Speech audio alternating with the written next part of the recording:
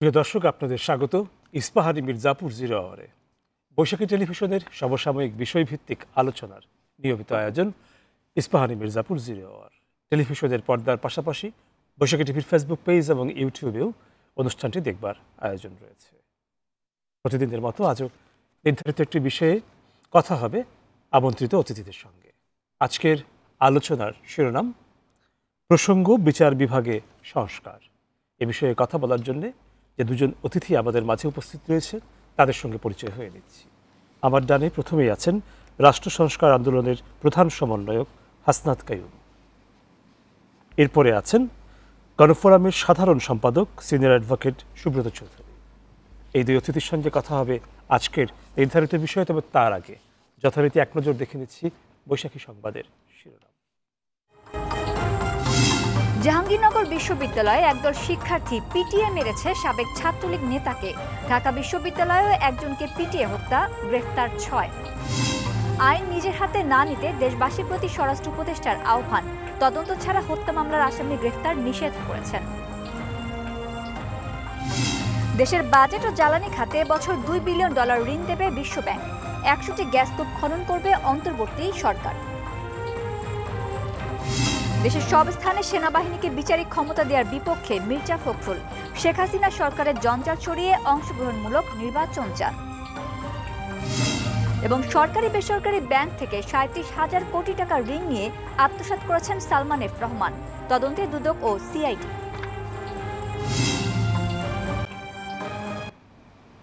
দেখছিলাম বৈশাখী সংবাদের শিরোনাম। যাচ্ছি আলোচনায় আজকের দুই অতিথির সঙ্গে। আমাদের আজকের আলোচনার প্রসঙ্গ বিচার বিভাগীয় সংস্কার। আমরা জানি যে অন্তর্বর্তীকালীন সরকার সংস্কারের লক্ষ্যে 6টি কমিশন 6টি জায়গা চিহ্নিত করে গঠন করেছে এবং তার একটি হচ্ছে বিচার বিভাগ এবং এই সংস্কারের জন্য একটি সুনির্দিষ্ট সময়সীমাও নির্ধারণ করা হয়েছে। তো আমরা বিচার বিভাগে সংস্কারের প্রসঙ্গে আলোচনায় যাওয়ার সময় বা আলোচনার ঠিক শুরুতে একদম সাধারণ জায়গা থেকে বিচার বিভাগের কাছে মানুষের যে প্রত্যাশাটা, সেই জায়গাটা একটু সাদা বাটায় যদি আমরা বুঝতে চাই, তাহলে সেটা হচ্ছে সাধারণ মানুষ আসলে ন্যায় বিচার প্রত্যাশা করে। তো ন্যায় বিচার পেতে গিয়ে তাকে যত রকম বাধার মুখে পড়তে হয়, সেই বাধাগুলোকে অপসারণ করাই সংস্কারের লক্ষ্য হবে। এটি হচ্ছে সাধারণ জায়গা থেকে ধারণা। আপনারা আপনাদের জায়গা থেকে আপনাদের কথাগুলো বলবেন, শুনবো। প্রথমে যাচ্ছি হাসনাত কাইয়ুম, আপনার কাছে। ধন্যবাদ আপনাকে এবং দর্শক শ্রোতাদের। আপনি যেটা আলাপ করেছিলেন, যেভাবে আসলে প্রশ্নটা তুললেন, যে আসলে আমাদের সাধারণ মানুষ আদালতের কাছে ন্যায় বিচারের জন্য যায়। আসলে ন্যায় বিচার জিনিসটার মধ্যে এক ধরনের এই প্রপঞ্চটা আসলে খুব সুনির্দিষ্ট না। আমরা জানি যে আমাদের আদালতগুলি যে বিচারটা করে, সেই বিচারটা হচ্ছে আইনের বিচার। এখন আইনটা যতটা ন্যায়ানুগ হবে, আইনটা যতটা ন্যায্য হবে, আদালত ততটুকু আসলে ন্যায় বিচার করতে পারে। আমাদের এখানে বিচার বিভাগের অংশটাকে প্রায়শই আইন থেকে আলাদা করে দেখা হয়। ধরে নেওয়া হয় যে আইনগুলি মোটামুটি ঠিক আছে, কিন্তু এই আইন অনুযায়ী বিচার আসলে মানুষ পাচ্ছে না, এবং সেই ক্ষেত্রে মনে করা হয় যে বিচার বিভাগের এক ধরনের সংস্কার প্রয়োজন। কনসেপ্টটাকে আসলে যদি সামগ্রিকভাবে আপনি দেখতে চান, তাইলে আসলে মানুষের বিচার প্রার্থীদের আসলে যে চাহিদা, সেটার যদি পূরণ করতে হয়, তাহলে বিচার বিভাগ এজ ওয়েল এজ আইন, মানে আইনকে ন্যায্যতার উপরে দাঁড় করতে হবে। এই ন্যায্যতাকে যাতে আসলে অনুসরণ করতে বাধ্য হয় বিচার বিভাগ, সে যাতে আসলে অন্যায্য কাজ আবার নিজে প্রতিষ্ঠান হিসেবে না করতে পারে, তার জায়গাটা নিশ্চিত করা গেলে আসলে বিচার বিভাগের কাছ থেকে প্রত্যাশা অনুযায়ী কিছু পরিমাণ ফল পেতে পারে। সেটা না করে বিচার বিভাগকে সংস্কার করলেও কিছু জিনিস আসতে পারে। যেমন ধরেন, আমাদের এখানে একটা বড় রকমের বাধা মনে করা হয় যে বিচার বিভাগ সরকারের আসলে নিয়ন্ত্রণের মধ্যে। বিশেষত সরকার মানে প্রধান যে নির্বাহী, প্রধানমন্ত্রী হোক আর রাষ্ট্রপতি হোক কিংবা মার্শাল ল অ্যাডমিনিস্ট্রেটর হোক, রাষ্ট্রের প্রধান যে নির্বাহী থাকেন, এই সংবিধানের ক্ষমতা কাঠামো অনুযায়ী তিনি তার কাছে আসলে বিচার বিভাগ একভাবে দায়বদ্ধ থাকে। বিচারক নিয়োগের কোনো আইন নেই। তার মানে হচ্ছে যে আপনি অন্য যে কোনো প্রায় পিয়নের চাকরি দিতে গেলেও আপনি তার আসলে যোগ্যতা যাচাই করে। তো আমাদের উচ্চ আদালতে যখন আসলে কাউকে নিয়োগ করা হয়, তখন তো আসলে দেখা হচ্ছে কেবলমাত্র তার ক্রাইটেরিয়া যদি আপনি দেখেন, শুধুমাত্র সে উচ্চ আদালতে 10 বছর তার আইন পেশায় আসলে তার 10 বছর অতিক্রান্ত হয়েছে কিনা, অভিজ্ঞতা হয়েছে কিনা। বাকি যেটা দেখে একটা সরকার, সেটা দেখে সে তার অনুগত কিনা। সরকার আসলে যা করাতে চায়, সরকারের প্রয়োজনে আসলে উনি সেইটা করার জন্যে আসলে নিবেদিত থাকবেন কিনা, বাধ্য থাকবেন কিনা, সেটা হলেই আসলে সরকার তাকে বিচারক হিসেবে নিযুক্ত করতে পারে। তার মানে ওখানে কোনো বাধ্যবাধকতা নেই।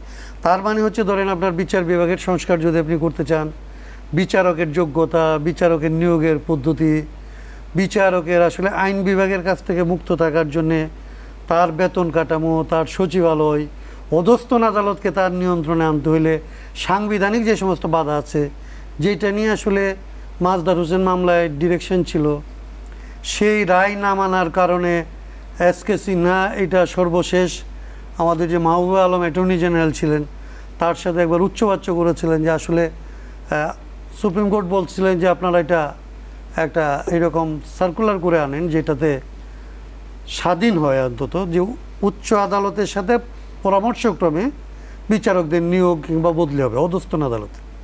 মাসের পর মাস, 6 মাস 9 মাস এরকম যাচ্ছিল, কিন্তু এটা পাওয়া যাচ্ছিল না। একসময় বিচারপতি সিনহা আসলে অ্যাটর্নি জেনারেল মাহবুব আলমকে জিজ্ঞেস করেছিল যে সুপ্রিম কোর্ট থেকে বঙ্গভবনের দূরত্ব আসলে কত মাইল, এটা আসলে পরিভ্রমণ করতে কত বছর লাগে। সেইটা আসলে সেটার প্রতিক্রিয়ায় তৎকালীন প্রধানমন্ত্রী, যেটা নিয়ে আসলে সিনহা সাহেবের সাথে আসলে দ্বন্দ্বটা হলো, তিনি বলেছিলেন যে আসলে সুপ্রিম কোর্ট রাষ্ট্রপতির ক্ষমতা কেড়ে নিতে চায়। তা রাষ্ট্রপতির ক্ষমতা মানে তো প্রধানমন্ত্রীর ক্ষমতা, এটা এখন আমরা জানি যে রাষ্ট্রপতি যে বিচার বিভাগকে নিয়ন্ত্রণ করে তিনি তো প্রধানমন্ত্রীর পরামর্শক্রমে করেন, এর বাইরে তো আসলে রাষ্ট্রপতির কোনো ক্ষমতা নেই। তার মানে এইগুলি অনেকগুলো জায়গা আপনাকে বিচার বিভাগকে যদি প্রাথমিকভাবে অন্তত প্রতিষ্ঠান হিসেবে যদি দাঁড় করাতে চান, তাইলেও এরকম অনেকগুলো জায়গায় হাত দিতে হবে। আর ন্যায় বিচার পাইতে হলে আসলে আইনকে ন্যায্য করতে হবে, আইনগুলি আমাদের এখানে অন্যায্য। ধন্যবাদ। আবারও আসবো আপনার কাছে সুব্রত চৌধুরী।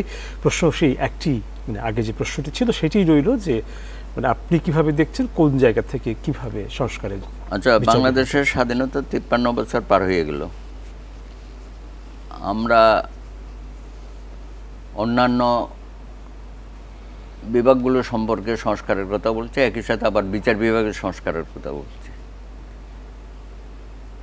তো 72-এর সংবিধানে বিচার বিভাগের স্বাধীনতা যতটুকুই ছিল সেটাকে আমরা কার্যকর করতে পেরেছি।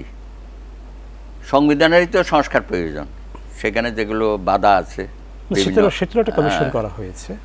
কিন্তু আমার কথা হচ্ছে সংস্কার তো বললেই সংস্কার হবে না, আমাদের মন মানসিকতারও সংস্কার প্রয়োজন।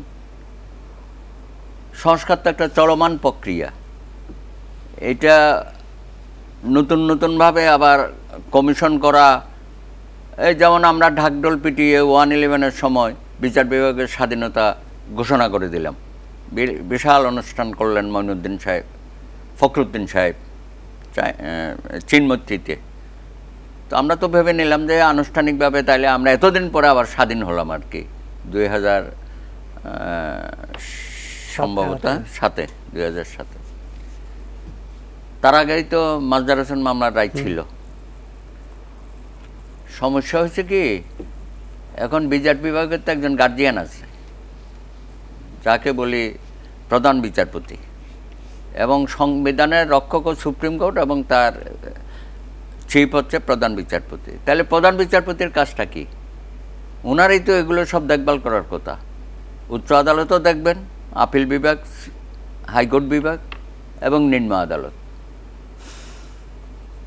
তো এগুলো আমাদের অভিজ্ঞতার আলোকে সংস্কার যে কিছু হয় নাই তা না। যেমন ধরেন ম্যাজিস্ট্রেসি, এটা একটা নির্বাহী বিভাগের সাথে খুব ওতপ্রোতভাবে জড়িত ছিল এক সময়ে। আমরা সেটাকে জুডিশিয়ারির মধ্যে নিয়ে আসলাম এবং আমরা বললাম যে তোমরা যারা জুডিশিয়ারিতে থাকবে তোমাদেরকে জুডিশিয়ারিতেই থাকতে হবে। তোমরা আবার এখান থেকে গিয়ে ম্যাজিস্ট্রেসি করবে এখানে, আবার ওখানে গিয়ে টিওনো হবে আর ডিসি হবে, সেটা হবে না। এটা একটা খুব ভালো পদক্ষেপ। এটা অনেক দেরিতে হলেও কিন্তু আমরা করতে পেরেছি। তো এটার জন্য তো কমিশন লাগে নাই, এটা তো চিফ জাস্টিস তো তার সিদ্ধান্ত অনুযায়ী এটা করেছেন। যেমন ধরেন আগে এখানে যে নিম্ন আদালতের বিচারক নিয়োগ হতো সেটা পাবলিক সার্ভিস কমিশন করত। হ্যাঁ, এদের নাম ছিল বিসিএস জুডিশিয়াল। আমরা সেটাকে নিয়ে আসলাম জুডিশিয়াল সার্ভিস কমিশন। এটার জন্য তো কোনো সংস্কার কমিশন হয় নাই, এটা তো চিফ জাস্টিস তার পরিকল্পনার মধ্য দিয়ে সরকারকে পার্শ্ব করতে পেরেছে এবং সেভাবে তারা জুডিশিয়াল সার্ভিস কমিশনের মাধ্যমে এখনও অনেক মেধাবী ছাত্রছাত্রী পরীক্ষার মধ্য দিয়ে তারা আলাদাভাবে এই সার্ভিসে ঢুকছে। আরও ধরেন কিছু সংস্কার, যেমন আমরা বলি যারা সরকারি উকিল হবে তাদের নামটাই হবে প্রসিকিউশন সার্ভিস। এটা পার্মানেন্টলি, যে ওকালতি স্বাধীনভাবে ওকালতি পেশা করবে না সে ওই প্রসিকিউশন সার্ভিসে যাবে পরীক্ষার মধ্য দিয়ে, এবং সে ওখানেই রেগুলার সার্ভিস, এটা সে ওখানে থাকবে, পিপি জিপি ইত্যাদি ইত্যাদি। উচ্চ আদালতে আমরা বললাম অ্যাটর্নি জেনারেল যেটা, হ্যাঁ, ওইটাকেও আমরা বলছি অ্যাটর্নি জেনারেল সার্ভিস। এগুলো কিন্তু হয়েছিল অ্যাটর্নি জেনারেল সার্ভিস। এই যে আমরা পিক অ্যান্ড চুজ করি, একসাথে 200, 250, 300 এএসি নিয়োগ দিচ্ছি। এএসি মানে assistant attorney general, deputy attorney general দিচ্ছি 150 থেকে 200, এবং সোন এডিশনালও এখন প্রায় 3 জনের মতো। কিন্তু আমরা তো এটা করেছিলাম যে অ্যাটর্নি জেনারেল সার্ভিস পরীক্ষার মধ্য দিয়ে তারা ওই সার্ভিসেই থাকবে, ওকালতিও করবে, ওখানে যাবে, আবার ফিরে আসবে, এরকম যেন না হয়। সুতরাং এগুলো খুবই একটা সুস্থ মস্তিষ্কের চিন্তা ছিল, কিন্তু আমাদের দলীয় সরকারগুলো সেগুলো পছন্দ করেন। যেই সরকার পরিবর্তন হবে তখন এসে আবার জিনিসটা এইখানেই চলে আসলো তারা, কারণ ওই পলিটিক্যালি আপনি এইসব লোকরে এখানে নিয়োগ দিতে পারবেন। এখন যেমন ধরেন একটা অন্তর্বর্তীকালীন সরকার, এটা তো বিএনপির সরকারও না, জামাতের সরকারও না, অ্যান্ড সো অন, কিন্তু আমরা দেখতে পাচ্ছি অশুভ প্রতিযোগিতা হচ্ছে, কে জিপি হবে, কে পিপি হবে, কে এপিপি হবে। উচ্চ আদালতে ইতিমধ্যে এএসি ডিএসি অ্যাটর্নি জেনারেল নিয়োগ হয়ে গেছে। আপনি খোঁজ নিয়ে দেখেন, এখানে অধিকাংশই হচ্ছে বিএনপি ঘরানার অথবা জামাত ঘরানার। তো এই যে একটা অশুভ থাবা বিচার বিভাগের উপর আমার জেনে শুনে বা অজান্তে আমরা যে এতে রেখে যাচ্ছি, এটা তো ফল শুভ হবে না। আমরা কেন এসব ব্যাপারে শক্ত জায়গায় দাঁড়াতে পারি না? যারা রাষ্ট্রের দায়িত্বে থাকেন, বিশেষ করে আপনি যেহেতু আজকে বিচার বিভাগ নিয়ে কথা বলছেন, তাহলে এটার মূল দায়িত্ব হচ্ছে প্রধান বিচারপতি, আর দায়িত্বে হচ্ছেন আমাদের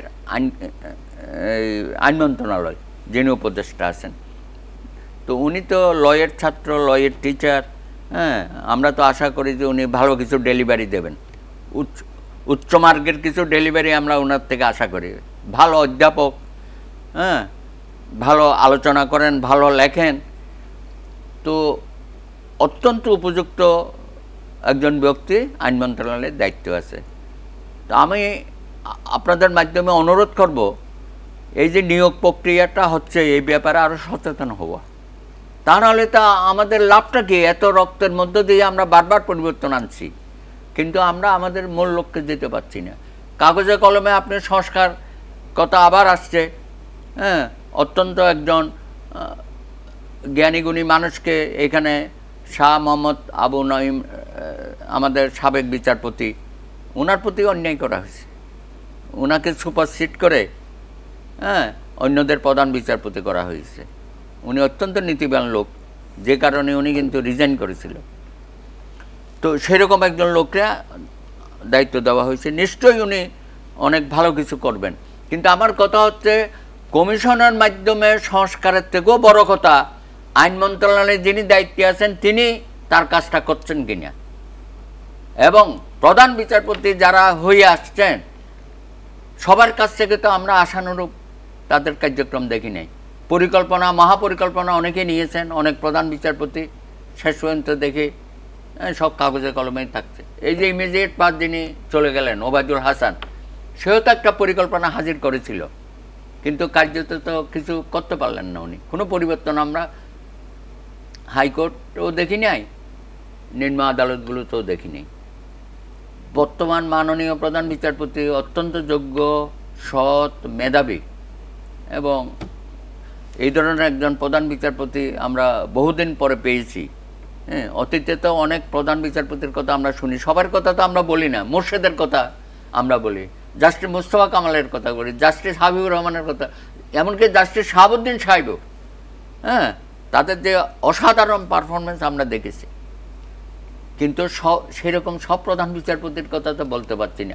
কিন্তু মাননীয় প্রধান বিচারপতি সৈয়দ রিফাত আহমদকে আমরা আশাবাদী, তিনি আগামী 21 তারিখ উনি বিচারকদের, নিম্ন আদালতের বিচারকদের একটা সম্মেলন হবে, সেই সম্মেলনে তিনি একটা ভাষণ দেবেন।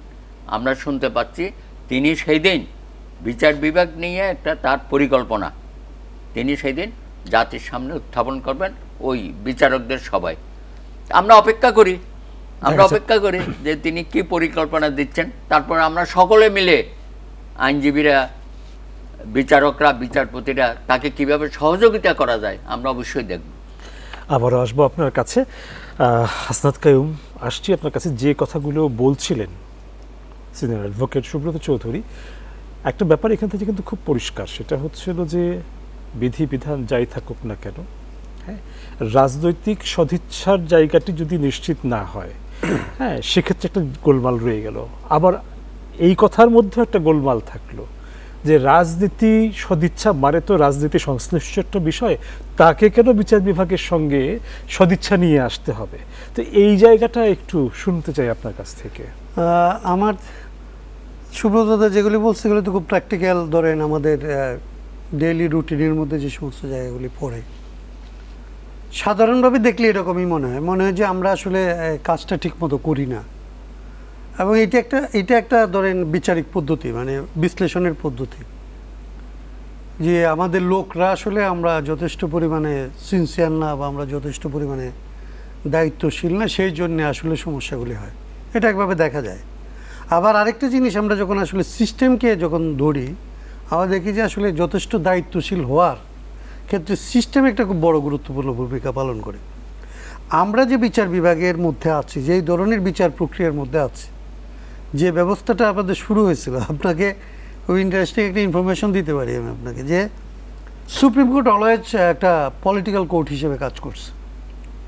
ভারতে ব্রিটিশরা যখন প্রথম আসলে হাইকোর্ট স্থাপন করে, আমাদের এখানে প্রধান বিচারপতি হয়ে আসছিলেন প্রথম এলিজা ইমফে বলে এক ভদ্রলোক। এলিজা ইমফেকে নিয়ে আসা হয়েছিল কারণ উনি ওয়ারেন হেস্টিংসের ক্লাসমেট ছিলেন। তার ক্লাসমেটকে এখানে চিফ জাস্টিস করে নিয়ে আসা হয়েছিল কারণ তার ওয়ারেন হেস্টিংস যখন আসলে গভর্নর হয় নাই, কোম্পানিতে খাজনার যে খাজনা উত্তোলনের যে অধিকার, সেইটা নিয়ে এখানকার একজন নন্দকুমার বলে একজনের সাথে ওয়ারেন হেস্টিংসের দ্বন্দ্ব হয়েছিল।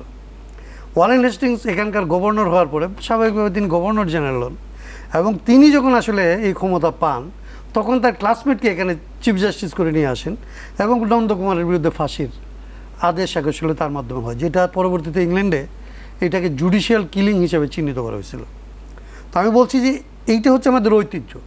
সুপ্রিম কোর্ট কলোনিয়াল কান্ট্রিতে, ব্রিটিশ কলোনিতে সে শুরু করছে এখানকার পলিটিক্সকে আসলে কন্ট্রোল করার জন্য, তার পলিটিক্যাল রাইভালদেরকে আসলে কন্ট্রোল করার জন্য, এবং এখানকার ব্যবস্থাটা এইভাবেই তৈরি হয়েছে যে একটা সময় এখানে বলা হতো যে হাইকোর্ট হচ্ছে আসলে সাধারণ মানুষের কোর্ট, সুপ্রিম কোর্ট হচ্ছে আসলে অ্যাপিলেট ডিভিশন হচ্ছে সরকারের কোর্ট, এবং হাইকোর্টের এই যে শাহ আবু নাঈম সাহেবের কথা বলা হচ্ছেন, তো উনি তো 1/11-এর সময় আসলে যখন দুই দলকে আসলে যখন গ্রেফতার করা হচ্ছে, জেলে দেওয়া হচ্ছে, তা আমরা আসলে জানি যে আসলে হিরো হচ্ছে ব্যারিস্টার রফিক, কিন্তু হিরো তো হচ্ছে আসলে শাহ আবু নাঈম, যিনি সাহস করেছিলেন সে মানে শেখ হাসিনা এবং খালেদা জিয়াকে জামিন দিয়ে দেবে। সেই সাহস করে তিনি কিন্তু আসলে তার জুডিশিয়ারিকে, হাইকোর্টে তিনি এই প্র্যাকটিসটা শুরু করেছিলেন। কিন্তু হাইকোর্টকে কন্ট্রোল করা না গেলেও অ্যাপিলেট ডিভিশনকে কন্ট্রোল করা খুব ইজি, কারণ একজনকে কন্ট্রোল করলেই, উনি তো চিফ জাস্টিস অফ হাইকোর্ট না, উনি chief justice of appellate division না, চিফ জাস্টিস হচ্ছে চিফ জাস্টিস অফ বাংলাদেশ। তো চিফ জাস্টিস অফ বাংলাদেশকে কন্ট্রোল করা গেলে বাকি সমস্ত কিছুকে আসলে কন্ট্রোল করা খুব ইজি হয়, এবং এইভাবেই আসলে এইখানকার জুডিকেচার, এখানকার ব্যবস্থা এগুলি সাজানো আছে। এখন সেই জায়গাটাকে যতক্ষণ পর্যন্ত আপনি ফিলোসফিক্যালি চেঞ্জ না করবেন, আপনি পলিটিক্যাল রাইভালকে আসলে দমন করার জন্যে আপনি বিচার বিভাগকে আসলে ব্যবহার করার এই সংস্কৃতি থেকে, এই রাজনীতি থেকে, কিংবা এটা যে ব্যবহার করা যায় সেই ব্যবহার করার ক্ষমতা যতক্ষণ তার কাছ থেকে কেড়ে না নেবেন, ততক্ষণ পর্যন্ত একজন চিফ জাস্টিসকে দায়ী করে লাভ নাই। সিনহা সাহেব খুবই ধরনের সাহস দেখাইছিল, তো সিনহা সাহেবের পরিণতি তো আমরা সুব্রত দাস আমরা আছি, আমরা সুপ্রিম কোর্টে প্র্যাকটিস করি, আমাদের এরকম লার্নেড সব জাজেসরা ছিল ওনার সাথে, আমরা কেউ কিন্তু তাকে রক্ষা করার জন্য তখন যায়নি, এবং তিনি একা নিগৃহীত হয়েছেন। তার বিরুদ্ধে আমাদেরও বক্তব্য আছে, সেটা আলাদা, কিন্তু উনি যে কজে এবং যেই পদ্ধতিতে আসলে নিগৃহীত হয়েছিলেন সেটা তো আসলে ধরেন এই যে এক্সিস্টিং সিস্টেম সেটাও আসলে পারমিট করে না। তাইলে আপনি যখন একটা নির্বাহী বিভাগ যখন দেখাইতে পারে যে চিফ জাস্টিস অফ বাংলাদেশকে ইচ্ছা করলে যেভাবে ইচ্ছে সেভাবে লাঞ্ছনা করা যায়, তখন আসলে পরবর্তী চিফ জাস্টিসদেরকে নিয়ন্ত্রণ করা খুব সহজ হয়। এবং আমরা যতই সমালোচনা করি যে কেন নিয়ন্ত্রিত হয়, সেইটা আসলে এক হইতে পারে যে ওইখানে আমি যাব না, ওইখানে আমি বসবো না, কিন্তু বসলে আসলে যে মেকানিজমের মধ্যে দিয়ে তাদেরকে ওইখানে বসানো হয় সেইখান থেকে আসলে তারা বেরিয়ে আসতে পারে না। সো সংস্কারের জায়গাটা হচ্ছে মেকানিজমকে সংস্কার করা। ওই সংস্কারের আমি একটা মনে করি যে একটা কনস্টিটিউশনাল রিফর্ম লাগবে। বিচার বিভাগ এই কনস্টিটিউশনাল রিফর্মের একটা পার্ট, যেইখানে আসলে তাকে সরকারের এই নিয়ন্ত্রণের বাইরে এসে সরকারের একটা রাষ্ট্রের একটা অংশ হিসাবে, সরকারের অধীনস্থ না, রাষ্ট্রের একটা অর্গান হিসেবে, এবং যাদের হাতে আসলে সংবিধানকে রক্ষা করার যাদের দায়িত্ব, তারা যদি আসলে নির্বাহী বিভাগের অধীনস্থ হয় তাহলে তো সংবিধান নির্বাহী বিভাগের অধীনস্থ হয়, বিচার বিভাগ অধীনস্থ।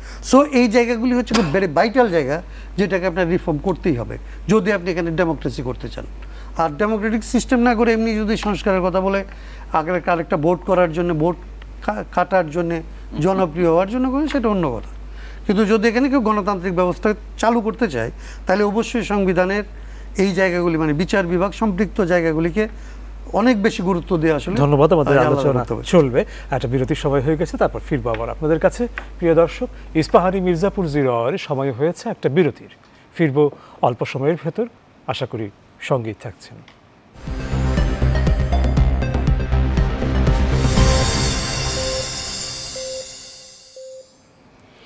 প্রিয় দর্শক, আপনাদের আবারও স্বাগত ইস্পাহানি মির্জাপুর 0 আওয়ারে। ধন্যবাদ বিরতির সময়টুকু আমাদের সঙ্গে থাকার জন্য। ফিরছি আবারও আলোচনায়। সুব্রত চৌধুরী, আসছি আপনার কাছে। কাঠামোগতভাবে কি করে সংস্কারগুলো হতে পারে বিচার বিভাগের, তার বিধিমালাগুলো কি হতে পারে, সিদ্ধান্ত গ্রহণের প্রক্রিয়ায় কিভাবে আসলে একটা উপযুক্ত সংস্কার করা যায়, এই বিষয়গুলি উঠে আসছে আপনাদের কথায়। আমি আবার একটু সাধারণ মানুষের জায়গা থেকে আরেকটি প্রশ্ন তুলতে চাই, সেটা হচ্ছিল যে মানুষ আসলে মামলা জটের কারণেই মানুষকে অনেক ভুগতে হয়। এই যে বিচার প্রার্থী মানুষের দীর্ঘ একটি সময় অপেক্ষা করতে হয় বিচার পাওয়ার জন্যে, সংস্কারে সেই জায়গাটি কি করে নিশ্চিত করা যায় যে ভোগান্তি ছাড়া স্বল্পতম সময়ে বিচার প্রার্থী তার বিচার পাবে?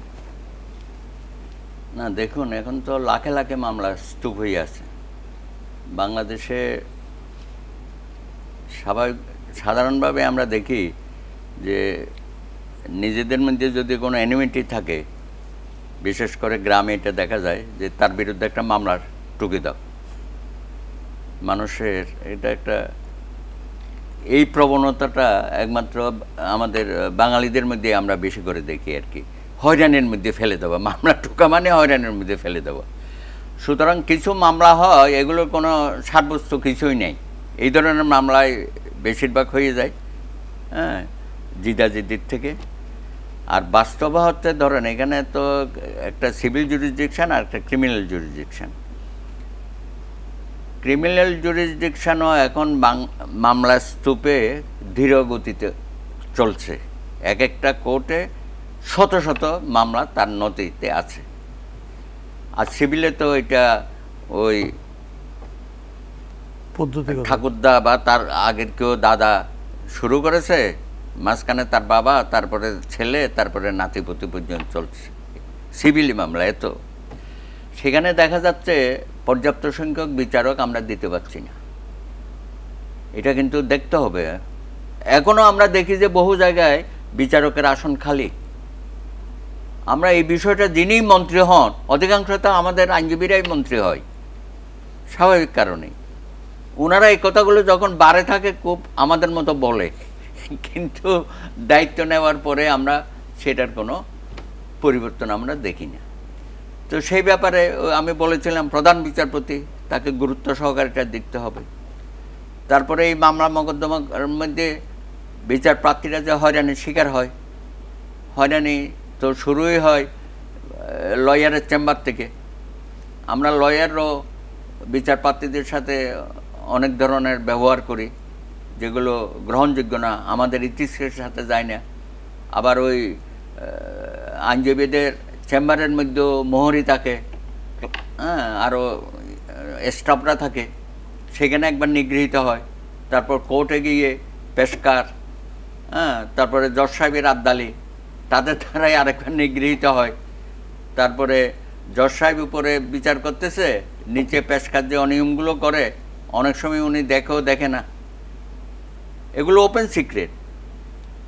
তো এত অনিয়ম, এত অনাচার, এত দুরাচার হচ্ছে বিচার বিভাগের মধ্যে।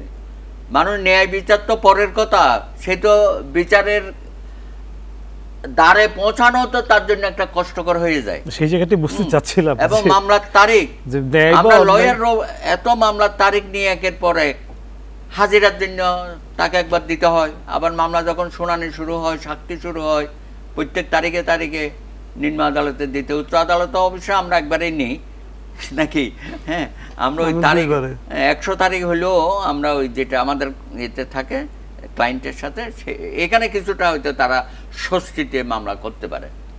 তারপরে দেখেন এই বিচার বিভাগের মধ্যে যদি দুর্নীতি ঢুকে যায় তো মানুষ যাবেটা কোথায়?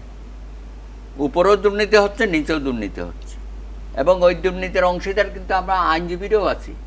আমরাও অনেক সময় ক্লায়েন্টকে এমন সব কথা, আজগুবি কথা ম্যানেজ করে দেওয়া, আর আমাদের ক্লায়েন্টেরও এমন মন মানসিকতা হয়েছে যে তারা ম্যানেজ করা উকিলের কাছে যায়।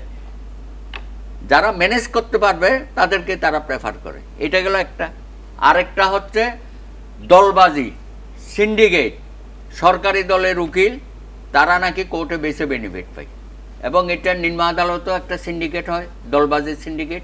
উচ্চ আদালতে বছরের পর বছর, হ্যাঁ, আমরা এটা দেখে আসছি যে দলীয় লোকরা নাকি বেশি সুযোগ সুবিধা পায় বিচারের ক্ষেত্রে, এই জন্য সমস্ত ক্লায়েন্টরা গিয়ে ওদের ওখানে হাজির হয়। তারপরে যেসব লেনদেনের কথা শুনি, দুর্ভাগ্য আমাদের, সেই উচ্চ আদালত থেকে নির্ণয় এতদিন সুন্দর ম্যাজিস্ট্রেট সাহেবরা এদিক সেদিক করে।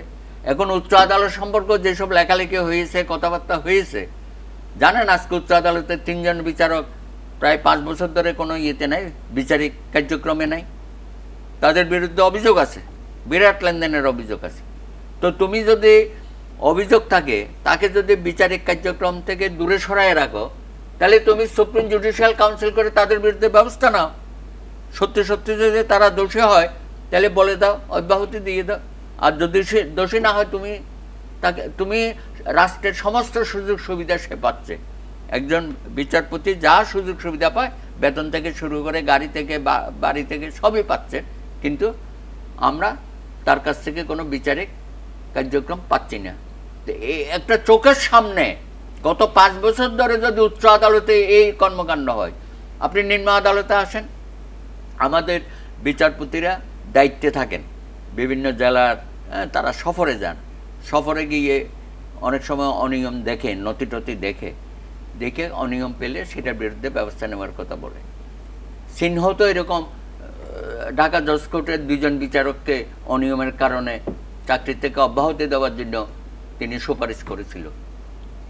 ও আবার কিভাবে তদবির করে আইন মন্ত্রণালয় থেকে অব্যাহতি তো দূরের কথা, শেষ পর্যন্ত সিনহাকেই প্রধান বিচারপতি থেকে সরিয়ে দেওয়া হলো।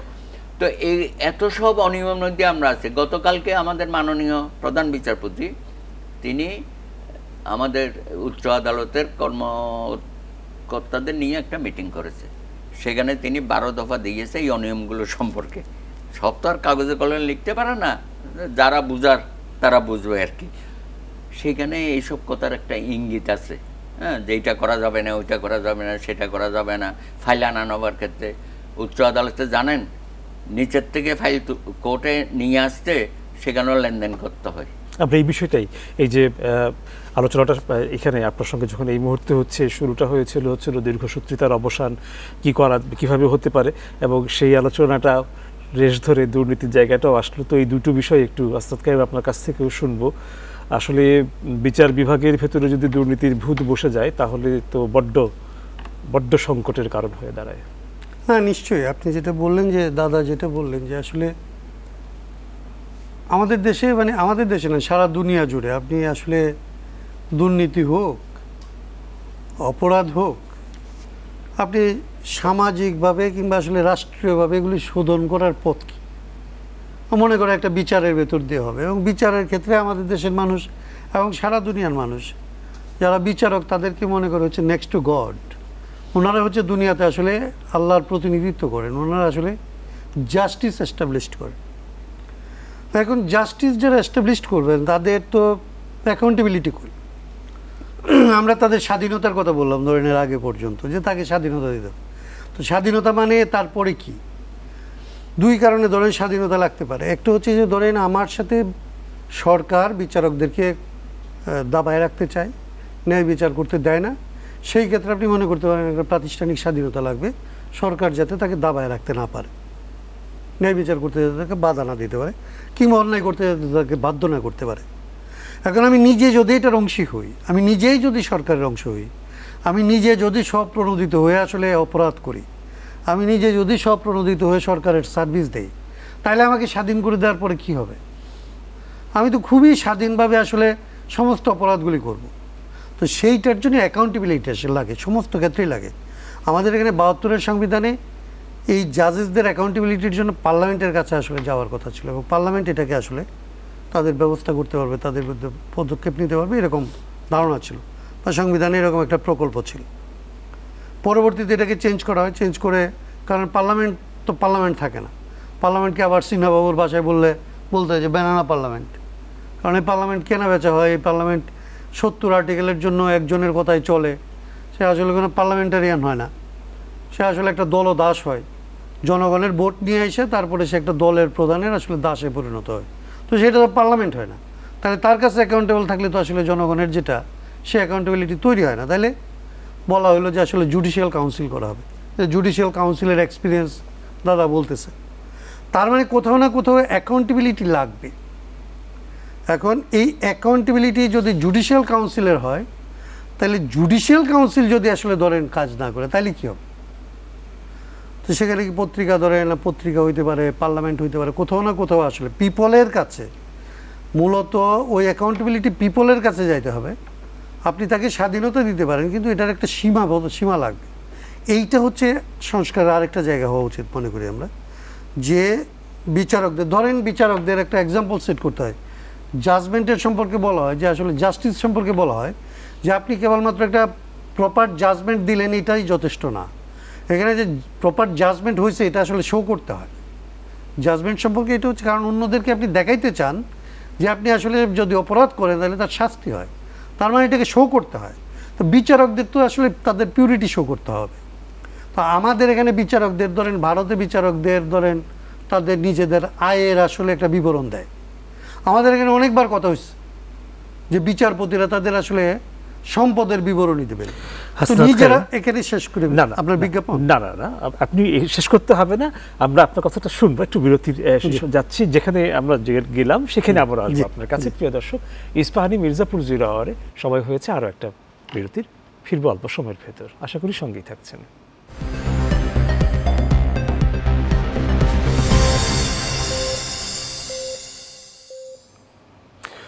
প্রিয় দর্শক, আপনাদের আবারও স্বাগত ইস্পাহানি মির্জাপুর 0 আওয়ারে। ধন্যবাদ বিরতির সময়টুকু আমাদের সঙ্গে থাকার জন্য। ফিরছি আবারও আলোচনায়। হাসনাত কাইয়ুম, আপনার কথার মাঝখানে গিয়েছিলাম বিচারকদের জবাবদিহিতা প্রসঙ্গে আপনি কথা বলছিলেন। আমি যেটা বলছিলাম যে আসলে বিচারকদের জবাবদিহিতা একটা, আরেকটা হচ্ছে আসলে তাদের স্বচ্ছতা এবং তাদের আসলে ক্লিন ইমেজ লাগে। সোসাইটিতে যদি বিচারকের ইমেজ যদি ক্লিন না হয়, তাহলে আপনি সোসাইটিকে ক্লিন করতে পারবেন না। তো একটা ক্লিন ইমেজের ক্ষেত্রে আসলে এক ধরনের একটা ধরেন মানদণ্ড হচ্ছে যে আপনি আপনার সম্পদের হিসাব পাবলিক করছেন কিনা, প্রতি বছর আপনি আসলে আপনার সম্পদের হিসাবটা পাবলিক করছেন কিনা। এইটা ধরেন আমাদের পার্শ্ববর্তী দেশ করে, তাতে যে তাদের একদম সব বিচার ঠিক হয়ে গেছে তা না, কিন্তু এইটা হচ্ছে আসলে আপনাকে একটা ইমপ্রেশন দেয় যে বিচার বিভাগে বিচারপতি হিসেবে যারা আছেন তারা অন্তত এক ধরনের অর্থনৈতিক কোনো ধরনের অপরাধের সাথে যুক্ত না। অর্থনৈতিক লোভ লালসার উপরে উঠে আসলে তারা হয়তো কায়ক্লিষ্ট একটা জীবনযাপন করে হলেও এইখানে আসলে একটা জাস্টিসকে আপহোল্ড করার চেষ্টা করছেন। এইটা বিচার বিভাগের জন্য খুব জরুরি একটা ব্যাপার। সারা দেশের যদি আসলে আপনি দুর্নীতিকে দমন করতে চান, ওনারা তো সারা দিনই সবাইকে আসলে নসিহত করেন, সবারই ভুল ধরেন, সবাইকে দায়ী করেন, কেন সরকার এটা করছে না, কেন মুখরা এটা করছে না। তো ওনাদের এটার জন্য তো আসলে ক্রেডিবিলিটি লাগবে। আমি ধরেন 10টার সময় এসে যদি আপনাকে বলি যে ধরেন অফিস টাইম 9টা, আমি 10টার সময় এসে যদি বলি যে আপনি ঠিক সময় অফিস করবেন, এটা তো হবে না। আমাদের দেশে এটা হচ্ছে খুবই একটা সাধারণ ইয়ে, আপনি আচরি ধর্ম পরকে শেখাতে হয়।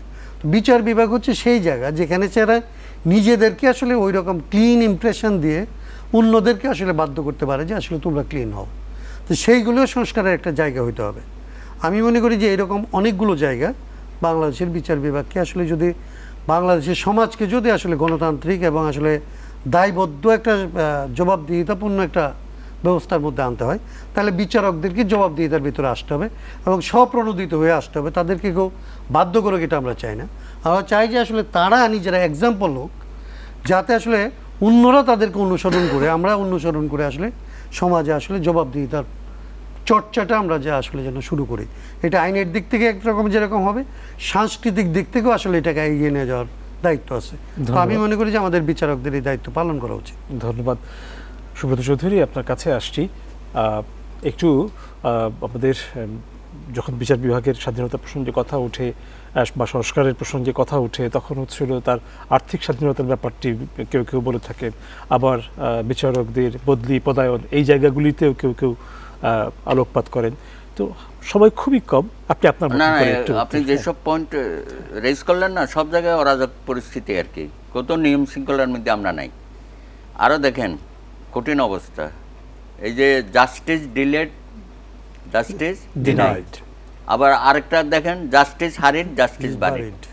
আমরা তো খুবই উভয় সংকট না এটা। আপনাকে তো দুইটার মাঝে মাঝে থাকে বিচারকদের, এটাও একটা কঠিন ব্যাপার। আবার তাদের জবাবদিহিতার জায়গাটা নাই। তারা বলে আমাদের একমাত্র জবাবটা আমাদের বিবেক, উনি যেটা বারবার বলছেন। তো সেই বিবেকবান মানুষগুলো তো আমার চয়েস করতে হবে, সেটা লোয়ার জুডিশিয়ারি হোক, হায়ার জুডিশিয়ারিতেও। এবং সুপ্রিম কোর্টে এখনও আমরা নীতিমালা ঠিক করতে পারি না বিচারক নিয়োগের। 12 দফা নির্দেশনা আপিল বিভাগে আছে, কিন্তু সেইটা কার্যকরী হয় নাই। আর সংবিধানে বলা ছিল একটা রুলস করা। আনিসুল হক তো 15 বছর গীত গাইয়াই গেছে, শফিক সাহেব সহ, যে আমরা রুলস করব, এটা করব। এমনকি ইন্ডিয়ার মতো একটা কলেজিয়ামেও তো আমরা করতে পারলাম না যে বিচারক নিয়োগ পদ্ধতি, যে কারণে হয়েছে এটা এত দলীয়করণ হয়েছে। নিম্ন আদালতও হয়েছে, উচ্চ আদালতও হয়েছে। এবং দলীয়করণের পরে বিচার বিভাগের উপর এখন দলের প্রভাব, যেটা আমরা বলি যে এরা সব দলদাস, এবং কেউ কেউ বলে আমরা শপথবদ্ধ রাজনীতিবিদ। এই যে রিসেন্ট ঘটনাগুলো আমরা দেখলাম আর কি। তো এইসব কথা বলে টলে বিচার বিভাগটাকে তো আমরা মানুষের কাছে অনেকটা হাস্যাস্পদ করে ফেলেছি। অর্থাৎ আমরা গর্তের মধ্যে পড়ে, রাষ্ট্র যেমন গর্তে পড়ে গেছে, আমার বিচার বিভাগ গর্ত। এই গর্ত থেকে টেনে তো একটা কথা বলি, আমরা এই যে সংস্কারের গল্প করলাম বা নিয়োগ দিচ্ছি, শাহ নঈমের প্রশংসা করতেছে, আমার নির্বাচন নাই, আইন কমিশন নাই। এটা কেন করেছিলাম আমরা? স্বাধীন নিরপেক্ষ আইন কমিশন আমরা করে দিয়েছি, সেখানে সাবেক প্রধান বিচারপতি থাকে চেয়ারম্যান। এখন খায়রুল হকের মতো লোক যদি ওখানে চেয়ারম্যানগিরি বসে যায় 5, 7, 10 বছর ধরে কোনো কাজ করে নাই, কোনো এই কমিশনের মাধ্যমে কোনো সংস্কার প্রস্তাব কোনোদিন পাইছেন? অথচ সব জায়গায় বিচারপতিরা বসে আছে। আপনি এতে যান দুদুকে, তারা শপথ নিচ্ছে না? আমাদের সংবিধানে তো শপথ নিছে, এবং তাদের র্যাঙ্কও বিচারপতির র্যাঙ্ক। তারা কি সেই শপথ সঠিকভাবে করে? পিএসসি এরও তো বিচারপতির র্যাঙ্কে। তারপরে আসেন নির্বাচন কমিশন, যেটা আমাদের দেশটাকে পুরা ধ্বংসের পথে নিয়ে গেল, তারাও শপথ নিয়েছে না? কিন্তু কেউ তো সবাই শপথ ভঙ্গ করেছে।